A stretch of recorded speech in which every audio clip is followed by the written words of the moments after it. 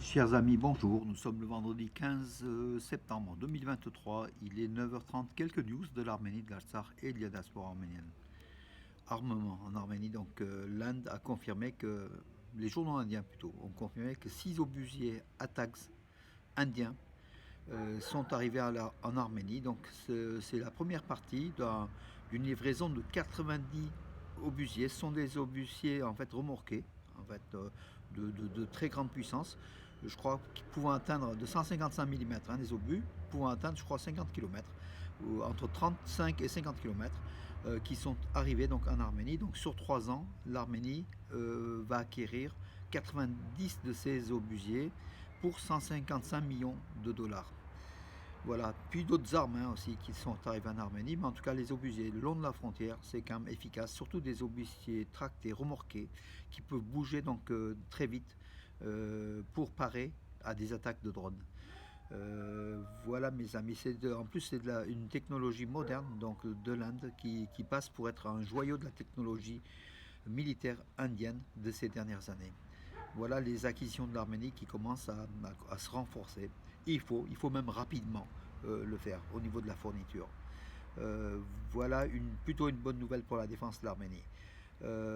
Alors, Caroline Cox, donc vous la connaissez, la baronne britannique de la Chambre des Lords, elle était au corridor de la Chine, derrière les camions, devant les camions. Elle a fait une vidéo en demandant l'ouverture immédiate du corridor de la Chine. Entre-temps, l'organisation Solidarité chrétienne internationale, par ses représentants, était aussi au corridor de la Chine, juste à côté des camions, des 33 camions bloqués à l'entrée du corridor de la Chine, parce que la Bakou, malgré ses promesses, n'a toujours pas tenu ses promesses, n'a pas levé le blocus de l'entrée du corridor de la Chine, malgré toutes les promesses, toutes les déclarations réalisées à Bakou. Et puis la pression internationale, ne serait-ce que déjà hier soir, le porte-parole des États-Unis, en fait de Washington, pardon, d'Anthony Blinken, de la diplomatie américaine, Vedant, euh, non pardon, c'est Matthew, a une nouvelle fois demandé donc la levée du blocus de l'Artsakh et puis les pourparlers de négociations de paix. L'ouverture immédiate du corridor de la Chine et de l'établissement d'une paix définitive entre l'Arménie et l'Azerbaïdjan sont une priorité pour les États-Unis, a dit le porte-parole du ministère des Affaires, enfin du secrétaire d'État américain Anthony Blinken. Voilà, donc les États-Unis, chaque jour pratiquement, font des déclarations, donc demandent à l'Azerbaïdjan la levée du blocus, qui ne l'est toujours pas. La mission des observateurs de l'Union européenne en Arménie donc, est aussi à Yerasr, notamment près de l'usine métallurgique donc, de Yerasr, qui était la cible d'attaque de tirs azéris du côté de Nakhitchevan, en fait, de la partie occidentale de l'Arménie, sur ce territoire arménien du Nakhitchevan qui est aujourd'hui occupé par l'Azerbaïdjan, dont l'Arménie ne réclame plus, voilà, ne réclame pas. Voilà, voilà la non-agression de cette politique arménienne, alors que les Azéris, sur tout territoire, même qui ne leur appartiennent pas, ils réclament. Alors que le Nakhitchevan est un territoire arménien, et depuis ce territoire, les Azéris sont installés depuis 1920, enfin depuis 1923, depuis que Staline leur a accordé, et ils sont renforcés, ils tirent donc de là sur l'Arménie. Vous vous rendez compte, d'un territoire arménien occupé, ils tirent sur l'Arménie, comme d'ailleurs du côté de Gelbachar ou de Karvachar, ou des zones occupées de l'Artsakh, donc ils tirent sur l'Arménie depuis ces positions-là. Alors que le gouvernement arménien veut la paix, veut la paix. En fait, on est plutôt dans la non-violence, alors qu'en face, ils ne comprennent pas les paroles de diplomatie, ils comprennent la violence, et puis de ces positions, ils tirent. Bien sûr, il y a eu encore des tirs donc à Verin Choja, donc en Arménie, donc des tirs azéris cette nuit.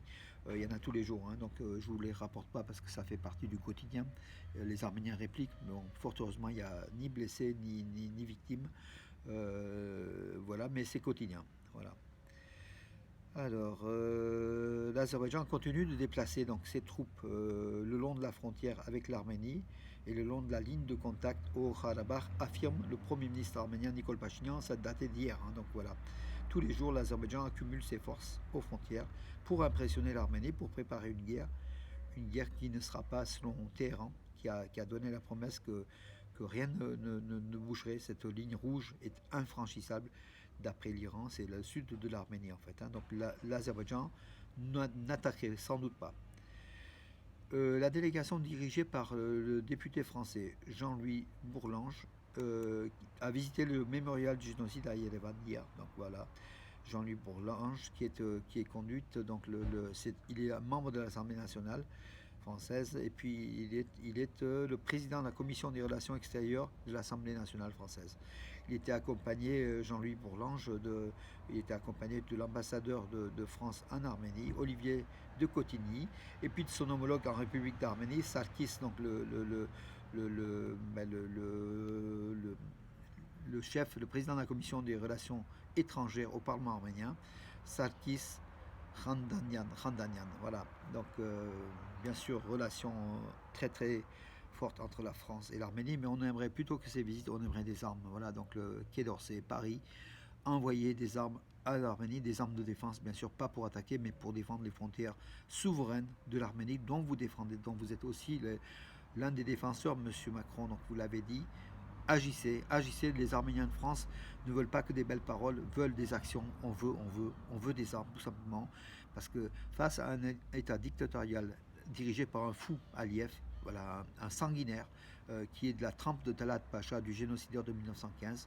Aujourd'hui, il n'y a que la force qui prime. Et la force, c'est quoi? C'est l'arme sur place. Donc, la France, l'Arménie est en négociation avec vous pour l'acquisition des armes. D'ailleurs, le président du Sénat, Larcher, a demandé l'arrivée rapide à Yerevan, maintenant qu'il y a un chargé des affaires militaires à l'ambassade de France en Arménie. Agissez. Nous voulons que vous agissiez rapidement plutôt que donner des bonnes paroles, parce qu'en cas d'attaque azérie, seule l'arme sur place pourra freiner les ardeurs du dictateur Aliyev, tout simplement. Si l'Azerbaïdjan attaque et après c'est le fait établi, c'est terminé pour le sud de l'Arménie. Donc voilà, Paris, je pense que vous comprenez, la France, vous comprenez. Et puis les Arméniens de France, mes amis, bien sûr qu'on applaudit la France qui est leader de la défense des Arméniens et de l'Arménie. En Europe, on voit l'Espagne, l'Italie, la Grande-Bretagne, l'Allemagne ne se lèvent pas, c'est que la France qui se lève, mais il n'y a pas d'action réelle. Il y a si quelques actions, il ne faut quand même pas non plus dénigrer, mais c'est seule l'action militaire, la fourniture d'armes à l'Arménie qui est la garante de la sécurité de l'Arménie et de l'avenir de l'Arménie avant qu'elle soit dépecée par le couple maléfique pantouranien turco-azéri, Aliyev-Erdogan. Et derrière, peut-être Poutine, un troisième, qui pousse peut-être justement, dans sa haine anti-américaine. D'ailleurs, les Arméniens sont rapprochés un petit peu des États-Unis, ne serait-ce que des exercices militaires en Arménie qui sont déroulés avec 85 soldats américains, c'est pas beaucoup, mais ça a quand même froissé Téhéran qui a signalé à Yerevan que l'arrivée des Américains en Arménie n'est pas très très bien vue. Également pour Moscou, hein, qui n'aime pas trop l'arrivée des Américains, qui n'aime pas du tout d'ailleurs que Yerevan se rapproche de Washington. Voilà mes amis. Donc l'Arménie pourrait gagner sur pourrait perdre sur tous les tableaux si l'Arménie déplaît à la Russie et déplaît à l'Iran. C'est l'Iran aujourd'hui qui est la garante réelle de la sécurité de l'Arménie en absence de la Russie qui est plutôt embourbée donc, dans cette guerre contre l'Ukraine et qui n'a pas la tête à elle pour réfléchir de l'Arménie malgré les déclarations d'amitié, des relations fortes entre la Russie et l'Arménie. C'est ce qu'a déclaré Poutine, c'est ce qu'a déclaré la porte-parole du ministère des Affaires étrangères de Russie, donc voilà, Maria Zakharova. C'est ce qu'a déclaré Peskov, donc, Anatoly Peskov, le porte-parole du Kremlin. Les Russes déclarent, mais en tout cas, aujourd'hui, ce sont des armes, des soldats et des munitions qu'il faut à l'Arménie pour se défendre face à une agression possible de l'Azerbaïdjan. Il n'y a que l'Iran qui est aujourd'hui, par ses déclarations et même par ses troupes proches de l'Arménie, qui est capable de garantir un petit peu la sécurité de l'Arménie, mes amis. Voilà, je regarde s'il y a d'autres infos qui sont arrivées. Donc, non, mais écoutez, pour aujourd'hui, on peut se satisfaire de cela. Je vous donne rendez-vous à demain, mes amis. Bonne journée. Regardez cette journée encore ensoleillée, donc encore l'automne indien qui est là. Bien sûr, nous profitons de la vie, du soleil, des joies de la vie, de tout, mais aussi nos pensées, malgré ce soleil, va à tous ceux qui souffrent, qui passent des nuits de cauchemar à surveiller l'ennemi qui est aux frontières. Je pense à nos frères et sœurs de l'Artsakh. Je pense à nos frères et sœurs des frontières de l'Arménie. Pas à Yerevan, parce que Yerevan, c'est l'opulence. Hein, la vie, elle est ce qu'elle est. C'est une grande ville moderne qui vit.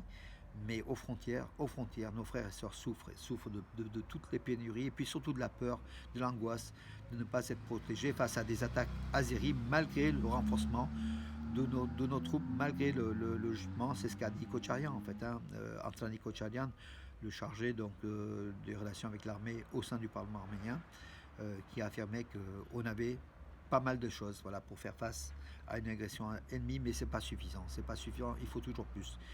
Donc le 1er octobre, grande manifestation à Bruxelles, hein, grande, des dizaines et des dizaines d'autocars, des milliers de personnes vont manifester. Vous qui êtes à Paris et de la région parisienne, vous êtes proche de Bruxelles, allez-y, n'hésitez pas, il faut y aller. Ça servira toujours, donc manifester, ça sert toujours à montrer que les Arméniens et les amis des Arméniens sont dans les rues, sont dans les capitales, à Bruxelles, à Paris, partout, pour défendre la cause de l'Artsakh, pour soutenir l'Artsakh, pour la levée du blocus, mais au-delà de la levée du blocus, défendre la vie, l'intégrité territoriale de l'Artsakh et puis la vie des Arméniens de l'Artsakh et puis de l'Arménie. Voilà. Nous, ici à Valence, on manifestera également le dimanche 1er octobre à la fontaine monumentale boulevard Bancel, au centre-ville, hein, à Valence, la belle fontaine, donc tout autour, en face. On fera une manifestation de soutien à l'Artsakh, voilà, avec lâcher de ballons, partie artistique dédiée à l'Artsakh et aux Arméniens, à notre culture qui est très très profonde et qui est notre véritable force, hein, notre culture. Voilà, mes amis, à 17h, notez-le, donc chers amis valentinois, notez-le, 17h, donc le 1er octobre, grande manifestation, à l'appel de toutes les organisations arméniennes de Valence et région, hein, avec l'union des associations. Hein, voilà. Voilà mes amis pour aujourd'hui. Je vous donne rendez-vous à demain. Bonne journée et puis nous nous retrouvons à l'église évangélique arménienne ce soir pour ceux qui sont invités autour d'une table avec le pasteur Hagop Gouchikian, que je salue, que je remercie pour son intense activité depuis son arrivée au sein de la communauté arménienne de Valence, voici un peu plus d'un an.